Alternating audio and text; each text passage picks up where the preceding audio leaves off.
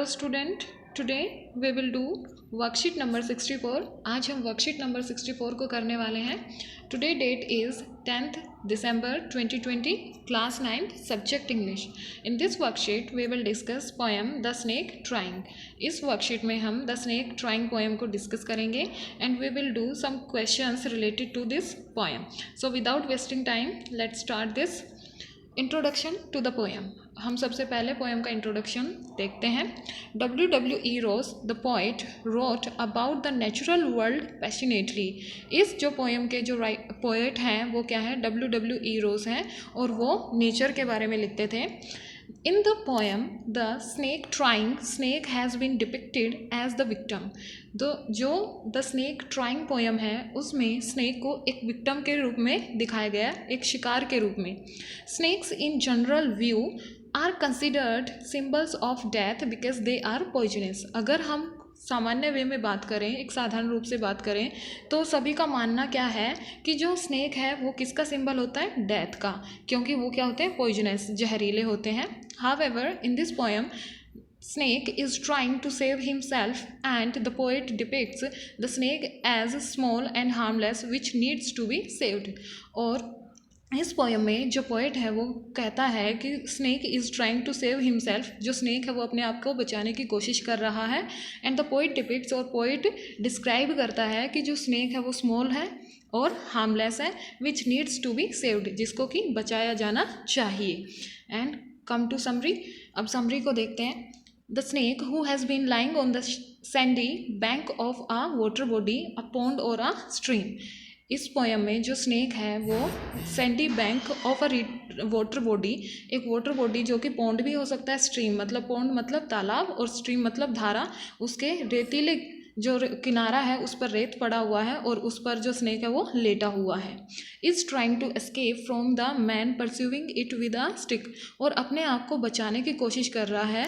क्योंकि जो एक आदमी है वो उस पर स्टिक से अटैक करने वाला है। As it gracefully glide away, और वो बहुत ही शानपूर्ण ढंग से फिसलता हुआ, curving its thin long body, अपनी पतली सी बॉडी में मोड़ डालता हुआ। The snake looks very beautiful, बहुत ही सुंदर दिख रहा है।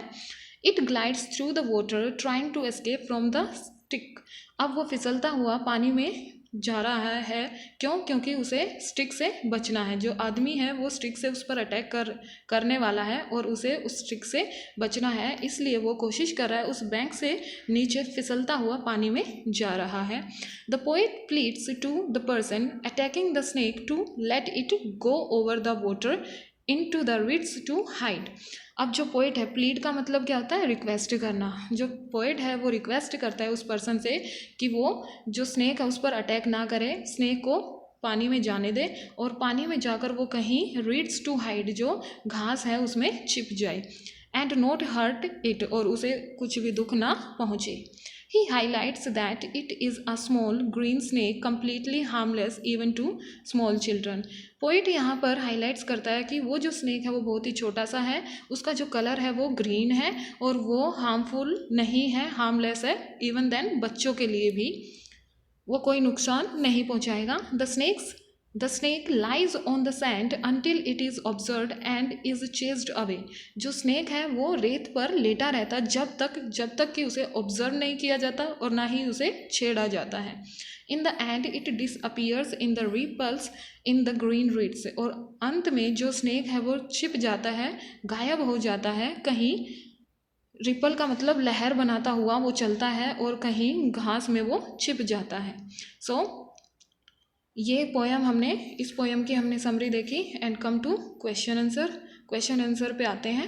सो first question is snake is trying to escape from. जो स्नेक है वो किससे बचने की कोशिश कर रहा है student, stick, stone, gun, net. You have to answer, आपको आंसर देना है।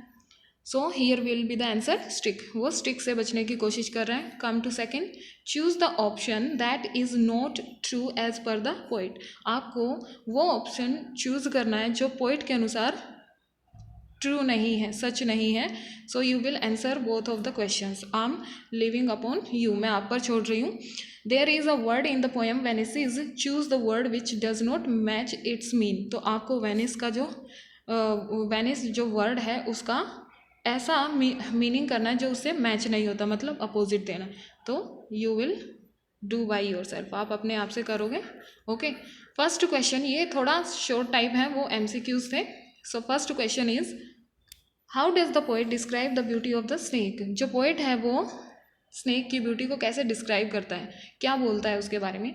It is a small snake and green in colour, the body of the snake is thin long and thin, the snake makes sudden curves in its body and looks very attractive. जो snake है वो बहुत ही छोटा सा है, colour उसका green है, उसकी जो बॉडी है वो लंबी और पतली सी है, और वो अपनी बॉडी में कर्व्स बनाता है, मतलब मोड़ डालता है, और उस टाइम पर वो बहुत ही सुंदर दिखता है। Okay student, come to second question. Second question is did you know that snakes can be harmless. क्या आप जानते थे कि जो स्नेक्स हैं वो हार्मलेस हो सकते हैं। Did your perception change after reading the poem.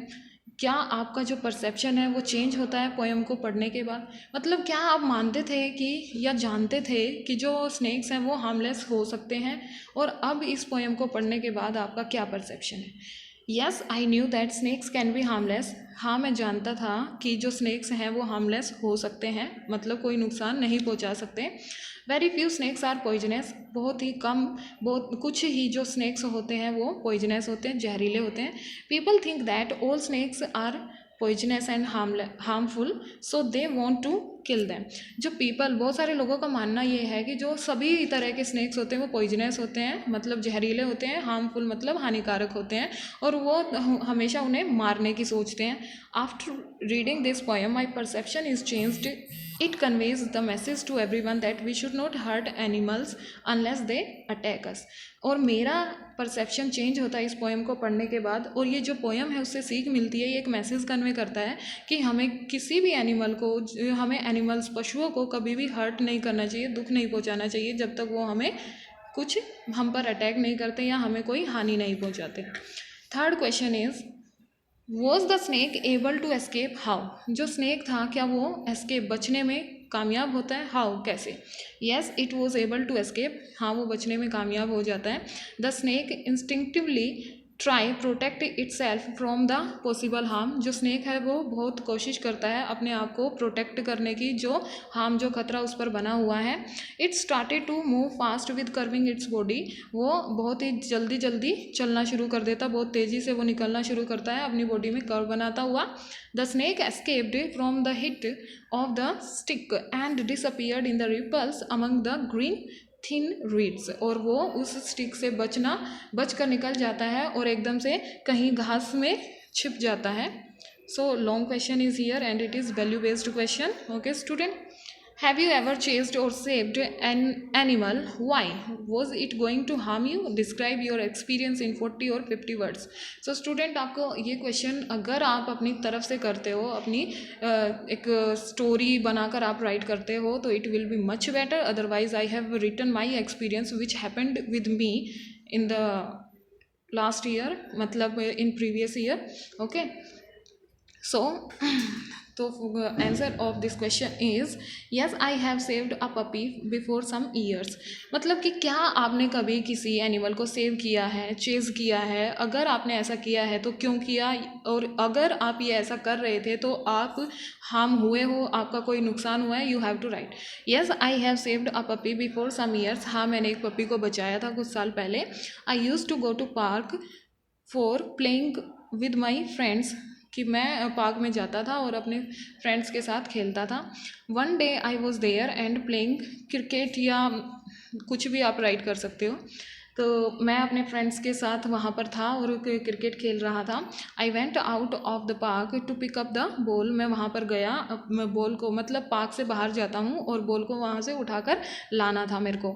Suddenly I saw an innocent puppy, और अचानक से मैंने एक इनोसेंट पपी को देखा। Some dogs were chasing it, कुछ डॉग उसका पीछा कर रहे थे। इट वॉज सो स्केयर्ड, वो बहुत ही डर गया था। I went to it and try to run away the dogs from there. सबसे फर्स्ट मैं क्या करता हूँ, मैं वहाँ पर जाता हूँ उसके पास, और मैंने देखा कि जो डॉग्स थे वो उसके पीछा कर रहे थे, उसके आसपास थे। तो मैंने सबसे पहले डॉग्स को वहाँ से भगाया, but they started to bite me, और उन्होंने मेरे को काटने की कोशिश की। Fortunately I saw a stick there and picked it to scare them. और भाग्यवश मेरे को एक स्टिक वहाँ पर मिल जाती है, और मैंने उसे उठाया और उनको थोड़ा डराया। They went away from there, वो वहाँ से चले गए। Puppy was hungry, I gave him some food to eat, और मैंने पपी को अपना जो खाना था वो दिया खाने के लिए। I picked and took it to my friends, मैंने उसे उठाया और अपने फ्रेंड्स के पास ले गया। We decided that we would inquire its owner and return it to him. हमने सबने डिसाइड किया कि हम इसके ओनर की इंक्वायरी करेंगे कि हाँ भाई कौन है इसका ओनर, और उसको इसे वापस लौटा देंगे। Luckily we found that there was a rope around its neck and a phone number was on it. तो लकीली हमें एक उसके जो नेक के चारों ओर एक रोप बंधी हुई थी, तो उस रोप पर एक फ़ोन नंबर रिटन था। That number was of its owner, वो उसके ओनर का नंबर था। We made a call to him, हमने उसको कॉल किया and got the address of his home, और हमने उसके घर का पता जान लिया। We reached there and gave it to him, और हमने उस पपी को, हम वहाँ पर पहुँचते हैं और उस पपी को उसे लौटा देते हैं। He felt so happy and offered us a present, वो बहुत ही खुश होता है और हमें एक प्रेजेंट दे देता है। आई होप कि आपको ये जो वर्कशीट है वो अच्छे से क्लियर हो गई होगी, इसके क्वेश्चन आंसर और ये पोएम बड़े अच्छे से आपने सुना इसको। और स्टूडेंट, ये वर्कशीट आप बड़े अच्छे ढंग से अपनी नोटबुक में करें। Thank you students.